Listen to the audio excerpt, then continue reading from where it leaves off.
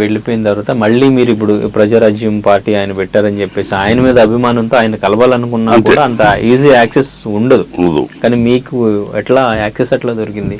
వెంటనే మీకు మళ్ళీ మూవీలో ఛాన్స్ ఇచ్చే అవకాశం కూడా? అంతంటే నేను నా ట్రావెలింగ్ నేను పార్టీ ఆఫీస్కి ఆయన మీద అభిమానంతో వెళ్ళా కానీ ఆయన ఎప్పుడు కలవాలని, ఆయన దృష్టి పడాలని, ఆయన గదిలోకి వెళ్ళాలని ఎప్పుడు అనుకోలే. ఓకే, ఈయన నేను ఎలా హెల్ప్ అవుతాను, నా వల్ల ఎలా హెల్ప్ జరుగుతుంది, నేను 10 మంది మోసుకెళ్ళి చంద్రబాబు కూడా ఇచ్చే పరిస్థితి కాదు. నా ఒక్కడి వల్ల ఏమవుతుందంటే నాకు కొంచెం రైటింగ్ హ్యాబిట్ ఉంది. అప్పటికి నేను స్వాతి వారపత్రికలో కథ రాస్తున్నాను. 15 కథలు వచ్చినాయండి. స్వాతి వీక్లీ అండ్ మంత్లీలో ప్రింట్ అయినాయి.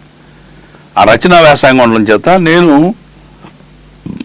నా ఒక్కడి వల్ల ఏమవుతుందని చెప్పాను ఒక 10,000 కాపీలు పాంప్లెట్స్ ప్రింట్ చేసి అది కాంగ్రెస్ అండ్ టీడీపీ 2 పార్టీలని ఎగుతూ ప్రజారాజ్యం పార్టీ వస్తే బాగుపడతాం మనం అనేది కాన్సెప్ట్ తీసుకుని ఈనాడు సాక్షి 2 పేపర్లు చదివితే ఈయన గురించి వాళ్ళ గురించి చెప్తూ ఉండేవాళ్ళం.